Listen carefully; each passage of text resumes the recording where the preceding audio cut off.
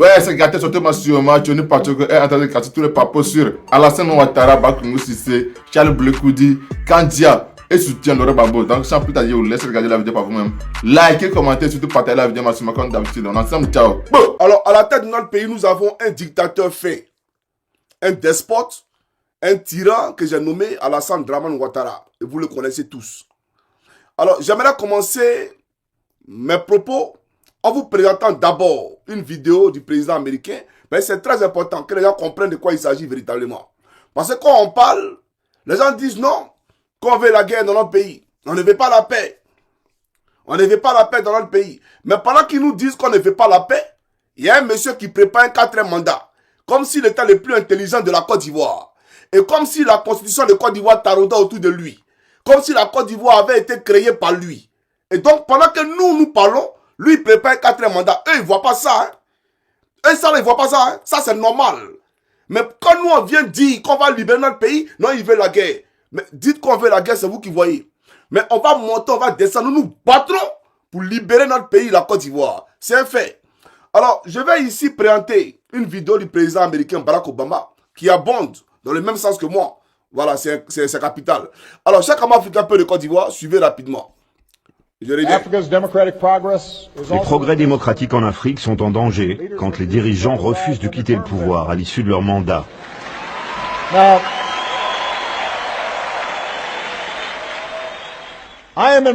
J'effectue mon second mandat.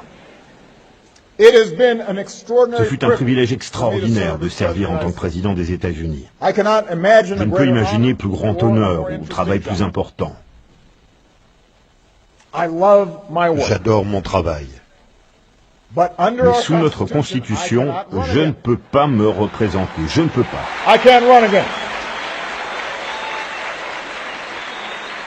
Je pense que je suis un bon président et que je pourrais gagner si je me représentais. Mais je ne peux pas. Je vais être honnête avec vous. J'attends avec impatience ma nouvelle vie après la présidence. Il n'y aurait plus toutes ces contraintes sécuritaires. Ça veut dire que je pourrais faire des promenades, passer du temps avec ma famille. Je peux trouver d'autres moyens de servir et revenir en Afrique. Je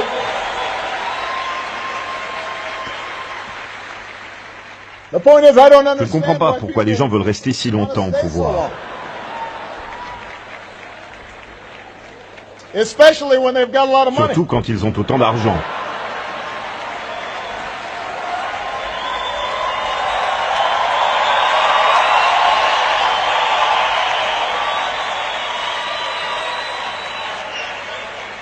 Vous entendez des dirigeants dire « Je suis le seul à pouvoir unir ce pays ».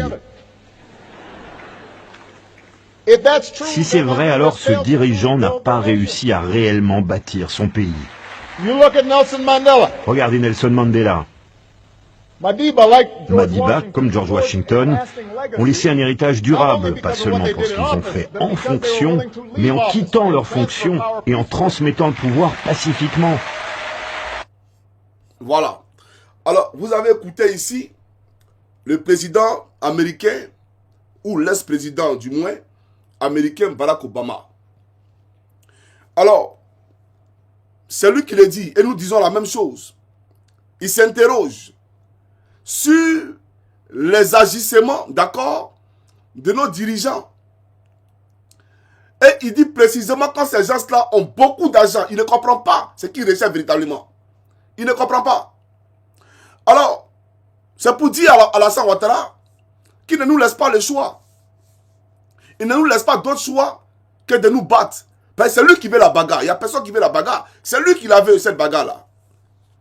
Vous comprenez? Le président Obama avait la possibilité. C'est un être humain comme nous. Donc si nous on réfléchit pour modifier la constitution, pour s'abouter au pouvoir, c'est que lui aussi en tant qu'être humain, il pouvait le faire. Mais il ne l'a pas fait dans son pays. Il a fait le mandat que lui, comment on appelle ça, concédait la constitution et il est parti.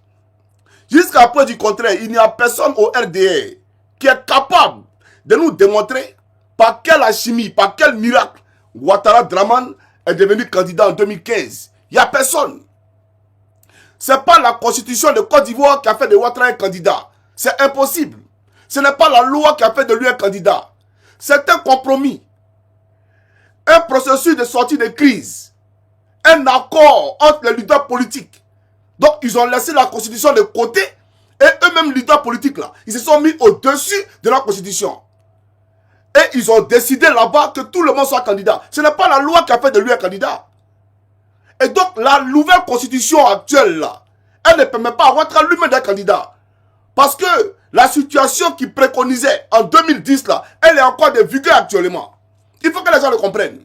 Donc, il ne nous laisse pas d'autre choix que la bagarre. Et elle se fera cette bagarre. D'ailleurs, pour paraphraser le spécimen Bakongo, il a dit qu'il nous attendait dans la rue. Il n'y a pas de problème, il faut nous attendre. On va se trouver dans la rue là-bas. J'aimerais bien te voir quand ta maison sera transformée en musée. Ou quand on va prendre ta maison pour faire un hôpital pour le peuple de Côte d'Ivoire. Ta maison qui est voisine à Ouattara là. Quand on va prendre ta maison pour faire comment on appelle ça, un chef d'œuvre pour la Côte d'Ivoire. J'aimerais bien voir ce que tu as fait quand tu seras en exil. Ne t'en fais pas. Mes chers amis africains de Côte d'Ivoire, on va avancer parce que vous savez, il faut qu'on avance. Alors, le combat dans lequel nous nous inscrivons est un combat de souveraineté. J'ai entendu le président du PLCI, M. Tidiane Thiam, dire que c'était un leurre parce que.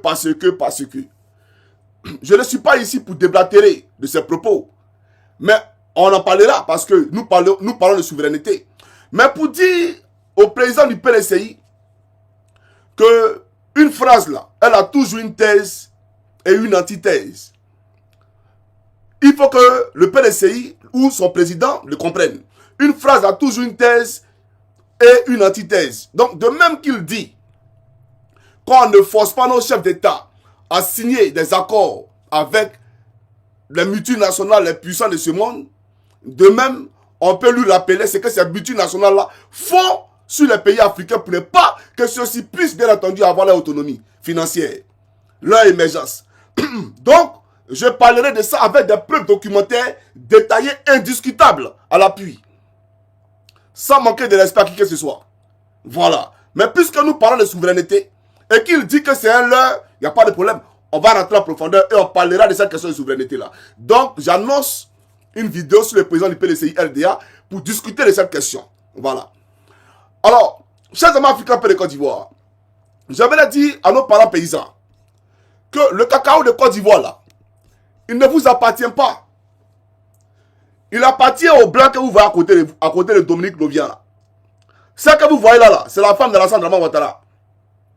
Lui qui est à côté là n'est rien d'autre que son fils. C'est lui qui contrôle l'industrie du cacao en Côte d'Ivoire. C'est le seul qui est habilité à vendre le cacao à l'international. C'est-à-dire que vous, paysans de Côte d'Ivoire, l'État de Côte d'Ivoire ne vous donne ni agrément, ne vous donne pas la capacité, la possibilité de vendre votre cacao à l'étranger. Mais c'est lui là, c'est lui seul qui peut vendre le cacao de Côte d'Ivoire à l'étranger. Il n'y a personne d'autre en Côte d'Ivoire. Et c'est un fait. La preuve, vous fuyez le pays pour aller vendre vos produits au Ghana. On met des gendarmes à vos trousses. On vous oblige à vivre dans la misère, dans la précarité. On dit venez payer vendre vos produits à des prix dérisoires. Mais qui achète le cacao? Qui achète le cacao? C'est Dominique Folorou qui achète, Loïc Folorou qui achète le cacao. Et parallèlement à côté, il y a une société américaine Kagil. Vous comprenez un peu? Donc pour dire tout simplement, on va parler de ce monsieur-là et on va parler des prouesses ou des promesses faites par Draman Ouattara lorsqu'il était opposant. Parce qu'il s'est adressé à vous. C'est important, un homme se définit, se distingue par sa parole donnée. Par sa parole donnée. Donc on va écouter Alassane Ouattara. Chers parents, nous nous battons pour que demain, vous soyez les seuls décideurs du prix de vos matières premières. Personne ne viendra décider du prix de vos matières premières à votre place. C'est inconcevable, inacceptable, inimaginable. Vous comprenez? De voir que dans les pays frontaliers à la Côte d'Ivoire, en Madagascar, etc., nous avons des prix, mais à couper le souffle.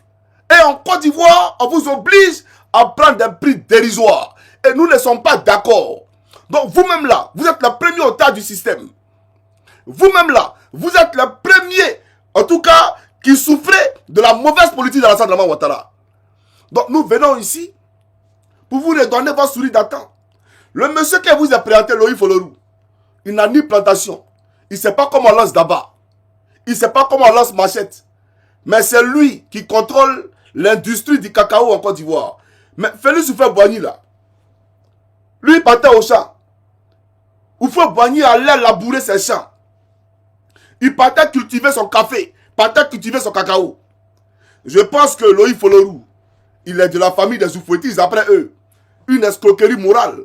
Donc cette grande famille d'Houphouëtistes là, mais on ne les a jamais vus aller labourer des champs. On n'a jamais vu Dramane Ouattara dans une plantation en Côte d'Ivoire.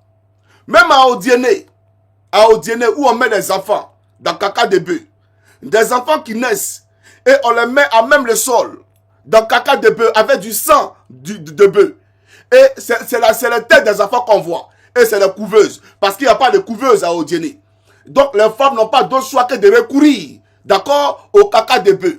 Le caca de bœuf qu'on prenait à l'époque pour faire du compost, donc de l'engrais, quand on était à l'école primaire, dans les coopératives. Mais aujourd'hui, là, le compost, là, ça sert de couveuse à Odiéné. Donc, voilà les messieurs, voilà les gens qui ne sont pas là pour vous, qui sont là pour leur famille. C'est le népotisme à outrance en Côte d'Ivoire. Et vous le savez, photocopie, là. Tenez Brahima Ouattara, est-ce que vous trouvez normal? Ça, c'est quel pays? Toi, tu es président, et puis, ton frère, doit dire que c'est ton fils, peu importe l'appellation. Mais, vous vous ressemblez. Donc, vous êtes un Burkinabé, vous deux. Vous, là, toi, tu es président, lui, le ministre d'État, ministre de la Défense. Et on accusait le président Gbagbo à la CPI de diriger, de gouverner la Côte d'Ivoire avec sa famille. Mais faites-nous sortir un seul parent de Gbagbo qui a été ministre pendant qu'il était président. Ça n'existe pas. Un seul de ses parents, même cousin, qui a été ministre pendant que lui, il était président. Ça n'existe pas. Mais regardez-vous, Alassane Dramane Ouattara. Aujourd'hui, c'est la famille de Ouattara qui a pris tout le marché ivoirien. Ramassage aujourd'hui, famille de Ouattara. Petrosi, Geste aussi, famille de Ouattara. C'est-à-dire qu'ils sont partout. Et quand on parle de ça, les gens pensent qu'on est en train de s'amuser. Alors, j'aimerais dire aux parents paysans, je vais vous présenter d'abord la vidéo qui nous convoque. Parce que Ouattara, vous avez fait une vidéo à l'époque où il s'était adressé à vous. Voilà. Alors, on va suivre la vidéo rapidement. Et bien entendu, après, voilà, je poursuivrai mon allocution. Voilà. Donc, on va l'écouter rapidement, chers camarades. C'est parti. Alors, la vidéo... Un instant. Hein. Alors, suivez, c'est parti. C'est Dramane qui a fait le son. C'est la solution.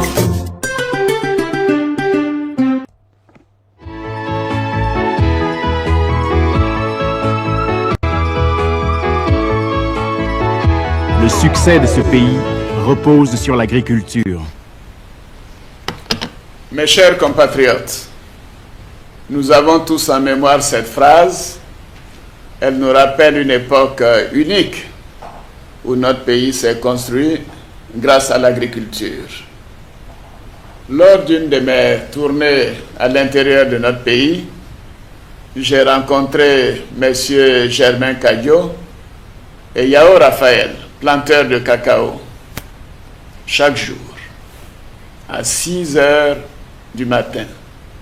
Ils se rendent dans leurs plantations respectives et ils travaillent dur toute la journée. Au temps de Foufoué, c'est pas comme ça, avec un aujourd'hui. Bon, tu vois, actuellement là, celui qui a pris comme un président, il vient pour parler pour lui et il ne s'occupe pas, les planteurs ne s'occupent pas les élèves.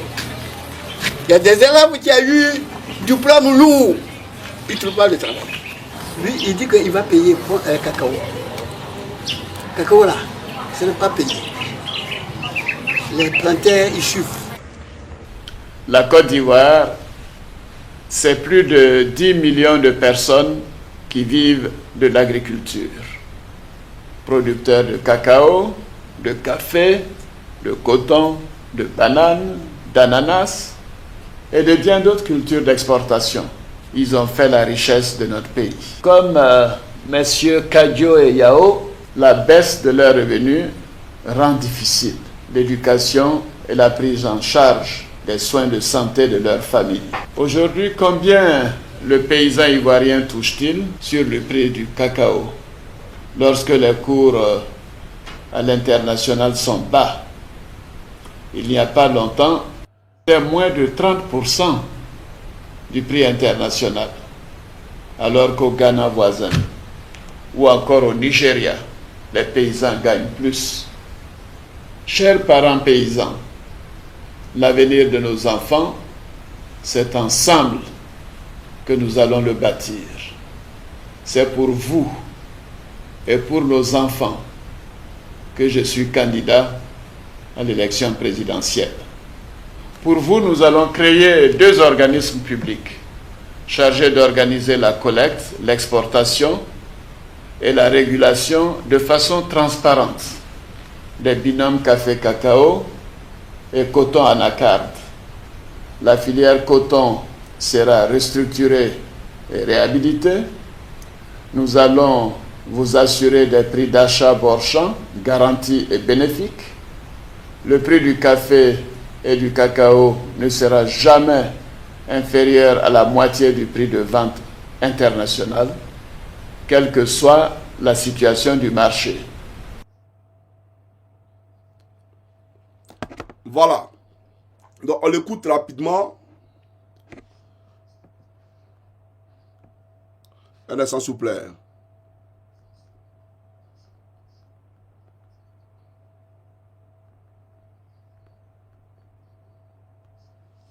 Voilà.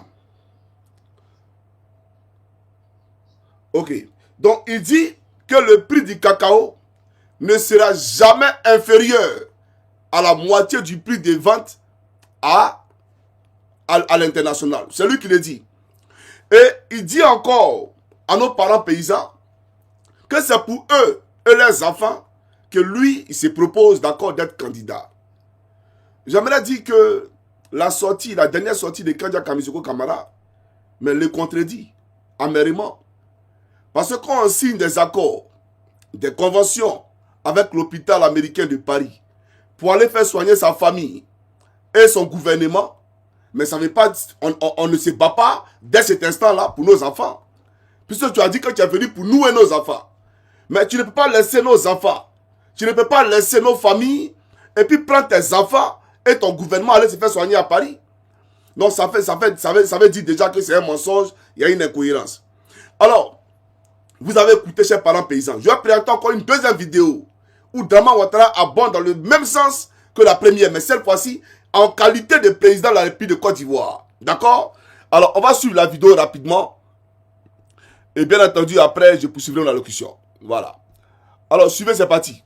Particulièrement la filière cacao, on sait l'état déplorable dans lequel elle se trouve, justement du fait de ces années de crise. C'est vrai. Quelle situation avez-vous constaté et peut-être avez-vous un plan plus spécifique à part avoir autorisé à nouveau la reprise des exportations? Quel est finalement votre objectif pour cette filière cacao? Oui, non, mais dans le secteur cacao, il faut le dire tout net, hein, il y a eu un pillage des ressources, une utilisation abusive des ressources publiques par le gouvernement précédent en défaveur des planteurs. En réalité, notre objectif est simple, c'est de faire en sorte que ceux qui produisent le cacao soient les premiers bénéficiaires des recettes d'exportation du cacao. Donc nous allons monter en ce qui concerne les seuils de transfert de ressources vers les paysans et au fur et à mesure d'amélioration de la qualité, les prix que nous obtiendrons également à l'extérieur seront beaucoup plus intéressants. Voilà. Donc, vous avez écouté, et il abonde dans le même sens. Mais vous êtes planteur, vous savez combien de détournements vous subissez aujourd'hui dans votre filière. Des gens qui détournent 500 millions de francs CFA, et puis on ne les touche pas. Hein. Des gens qui détournent des milliards, et ils sont maintenus à leur poste, on ne les touche pas. Mais lui, il parle de détournement sous Laurent Gbagbo.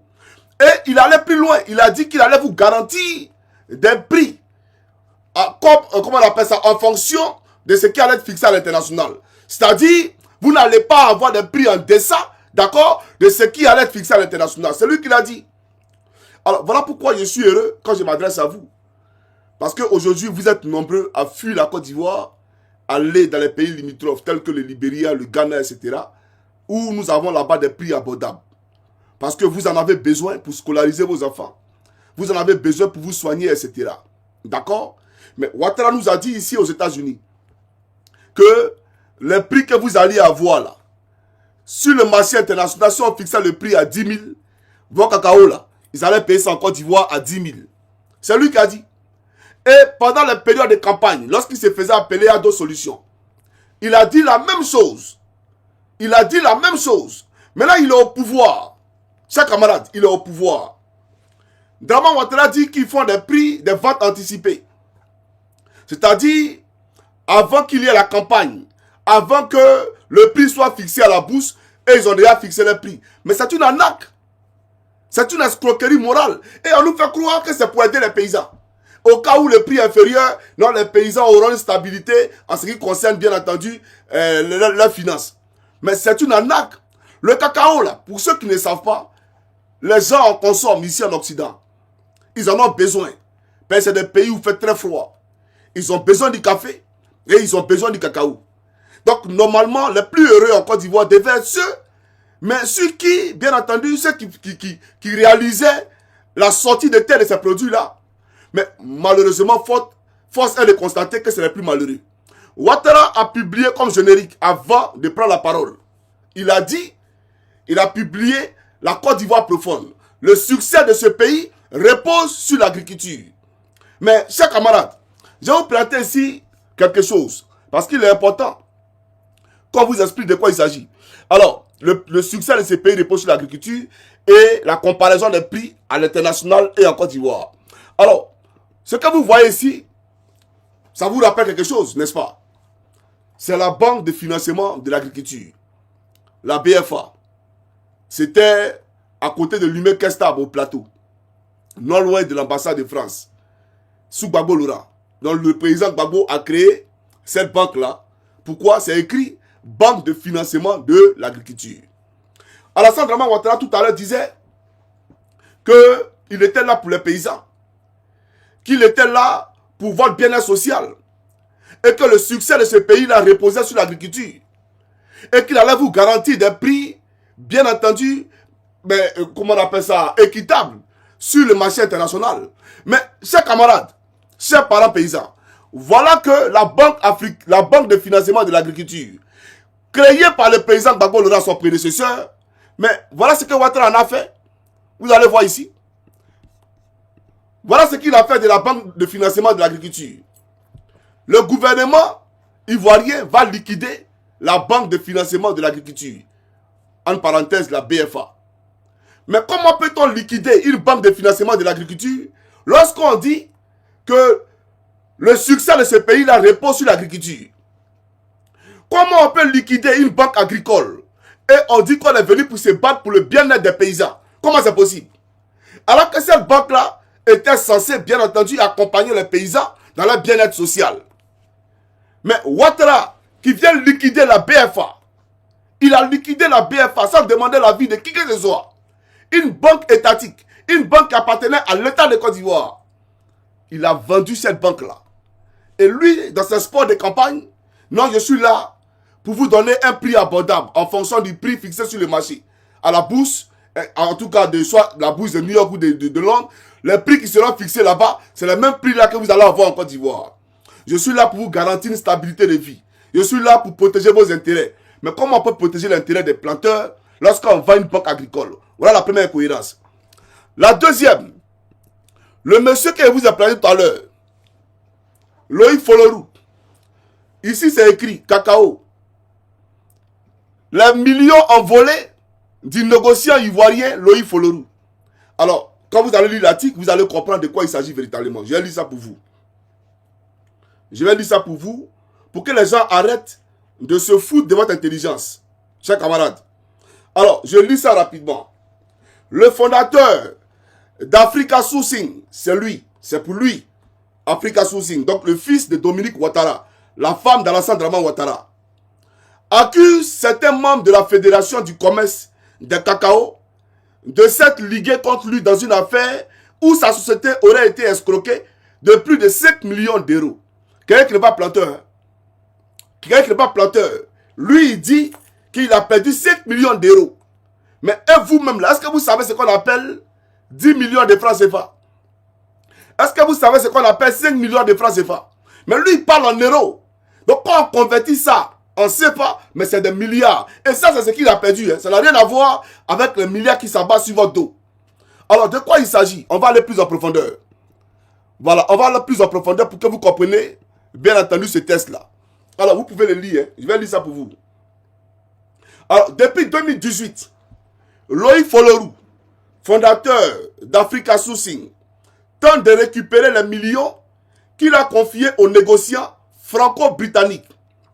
Matthew Salt, fondateur de la société Rockwinds, pour les placer sur le marché à terme du cacao. Le 27 janvier, la Haute Cour de justice de Londres n'a pas accédé à sa demande de remettre en cause le jugement prononcé il y a 1 an par le tribunal arbitral de la Fédération du commerce de cacao, FCC. Donc, les gars, ça veut dire quoi? Ça veut dire simplement que vous, là, vous allez au champ, vous cultivez vos cacao, Ouattara vous fait croire que c'est l'État qui achète ce cacao-là, mais à des prix dérisoires. Et le monsieur là, le fils de Dominique Novian là, il prend cet argent qu'il va placer dans les bourses du marché pour capitaliser son argent, pour rentabiliser son argent. Et ça lui produit des intérêts, des taux d'intérêt énormissimes. Donc il s'est fait gruger par quelqu'un. Et c'est ce contentieux là qu'il voulait régler avec la justice londonienne. Et il a tapé poteau là-bas. Vous comprenez? C'est-à-dire lui prend votre argent qu'il va placer dans des bourses pour avoir des bénéfices énormes. Pourtant, il n'est pas planteur, il n'est pas agriculteur, il ne sait pas lancer machette ni d'abat, mais il parle en milliards. Jusqu'il prend votre argent pour aller investir avec ça. Voilà ce que ça veut dire. Alors, qui est Loïc Folorou? On va faire sa biographie. Vous allez voir qui il est. Alors, Loïc Folorou est un magnat du cacao. Alors, pour ceux qui ne savent pas, magnat, ça veut dire quoi? Voilà, c'est ici. Voilà, j'ai fait la définition pour vous. C'est pas un problème. Alors, ici, on vous dit que c'est un puissant capitaliste. On parle de magnat du pétrole. Donc, c'est un puissant capitaliste. Mais les gars, le combat qu'on est en train de mener là, on se bat justement contre ces capitalistes-là. On se bat contre ces capitalistes. Donc, on vous dit, c'est un puissant capitaliste. Mais dans quel milieu? Dans le milieu du cacao ivoirien. Donc, le cacao ivoirien, là, celui qui le gère, celui qui le contrôle, ça lui appartient. Il faut que les gens le comprennent. Alors, on va lire le test. Je reviens sur le test. Alors, Loïc Folorou, fils de Dominique Ouattara, actuelle première dame de Côte d'Ivoire, et du défunt professeur d'économie, Jean Folorou, est à la tête d'un empire. On parle d'un empire. Est-ce que vous comprenez? Vous connaissez l'empire? Quand on vous parle de l'empire du Mali, on vous disait que l'empire du Mali pouvait quitter au Mali, rentrer en Guinée, une partie au Burkina, en Côte d'Ivoire, etc. Donc on vous parle d'un empire, l'empire du cacao. Donc il a la tête d'un empire du cacao. À 47 ans, cet homme d'affaires est le principal négociant des fèves de cacao en Côte d'Ivoire. Est-ce que vous comprenez le français que je vous parle là? C'est-à-dire qu'à 47 ans, là, il est le principal négociant des fèves de cacao en Côte d'Ivoire. Donc, quand les Blancs viennent là, et puis ils viennent acheter cacao là, le seul qui peut discuter là, il s'appelle Loïc Folorou, le fils de Dominique Ouattara. Cacao que vous voyez en Côte d'Ivoire là, que ce soit à Gagnon, à Soubré, cacao là lui appartient. C'est lui qui peut vendre. C'est lui seul qui peut discuter avec qui que ce soit. Vous comprenez? Donc, le commerce international du cacao là, c'est dans sa main que Draman Ouattara a mis ça. Alors, North Africa Intelligence, avec sa société Africa Sourcing, notons que cette dernière a exporté 70 000 tonnes en 2022. Cependant, Loïc Folorou a toujours repoussé les allégations de favoritisme dont il serait bénéficiaire de la part de son beau-père, le président ivoirien Alassane Ouattara. Vous voyez? Donc on vous dit ici que lui, il dit qu'il n'y a pas de favoritisme. Alassane Ouattara ne lui fait pas de pas belle. Donc lui, il travaille droitement. Voilà, il travaille avec transparence, etc. Mais c'est des conneries. Lui, il dit, il est président de la République de Côte d'Ivoire, censé protéger les planteurs, les garantir un prix bon champ. D'accord? Un bon prix. Mais j'aimerais leur dire, vous là, chers planteurs, voilà quelqu'un, Dominique Folorou, qui dit que son père, ou bien son beau-père ne lui fait pas de favoritisme. Mais il ne te fait pas de favoritisme.